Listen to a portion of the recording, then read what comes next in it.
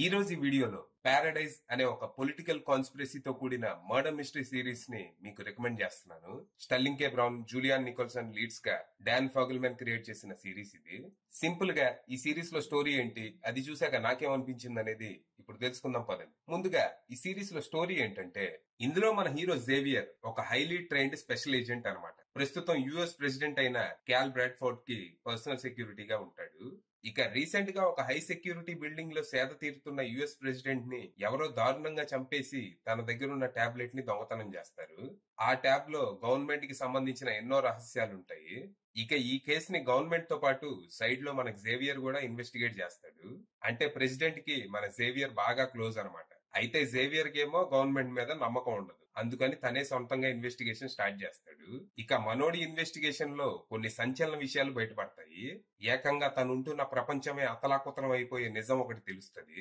ఇక జేవియర్ ఈ నిజాలు బయట పెట్టే లోపే తన అడ్డు తొలగించుకోవాలని గవర్నమెంట్ ప్లానింగ్ మొదలెడుతుంది.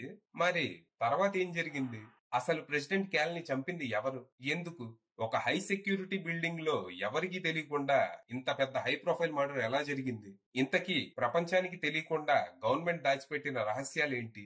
ఆ రహస్యాలకి ఈ హత్యకి ఏదైనా సంబంధం ఉందా? చివరికి జేవియర్ ఈ కేసుని ఎలా సాల్వ్ చేశాడు, నిజాలు ఎలా బయట పెట్టాడు అనేది మీరు సిరీస్ చూసి తెలుసుకోవాలి. ఈ సిరీస్ లో మొత్తం 8 ఎపిసోడ్స్ ఉంటాయి. ప్రతి ఎపిసోడ్ చాలా ఎంగేజింగ్ గా, థ్రిల్లింగ్ గా ఉంటది. అసలు ఈ కథ జరిగే ప్రపంచమే చాలా ఇంట్రెస్టింగ్ ఉంటది. ఫస్ట్ ఎపిసోడ్ స్టార్ట్ అయినప్పుడు ఓకే, ఒక హై ప్రొఫైల్ మర్డర్ మిస్టరీ ఏమో అనుకున్నా. కానీ ఎపిసోడ్ ఎండ్ అయ్యే టైం కి అసలు ఈ కథ ఎక్కడ జరుగుతుందో తెలిసి నేనైతే షాక్ అయ్యా. మర్డర్ మిస్టరీకి కొంచెం సైఫై టచ్ ఇచ్చారు. అయితే ఈ ట్విస్ట్ ని ట్రైలర్ లోనే రివీల్ చేశారు. సో మీరు కూడా నాలాగే ట్రైలర్ చూడకుండా డైరెక్ట్ సిరీస్ చూస్తే మంచిది. ఇక ఫస్ట్ ఎపిసోడ్ లో బేసిక్ సెటప్ అయ్యాక సెకండ్ ఎపిసోడ్ నుంచి అసలు ప్రెసిడెంట్ ని ఎవరు, ఎలా, ఎందుకు చంపారు అనేది మెల్లిగా రివీల్ చేస్తూ అట్ ద సేమ్ టైం వీళ్ళుంటున్న ప్లేస్ ఏంటి, అసలు ప్రపంచానికి ఏమైంది అనేది కూడా చూపిస్తారు. ఇక్కడ వరల్డ్ బిల్డింగ్ తో పాటు క్యారెక్టర్స్ ని ఫ్లెష్ అవుట్ చేసిన విధానం కూడా చాలా బాగుంది. ఫస్ట్ ఎపిసోడ్ లోనే ప్రెసిడెంట్ ని ఎవరో దారుణంగా చంపేస్తారు. అప్పుడు మనకేం అనిపించదు. కానీ సీజన్ ఎండ్ అయ్యే టైం కి అరే మంచోడిని చంపేశారే అని ఖచ్చితంగా ఫీల్ అవుతాం.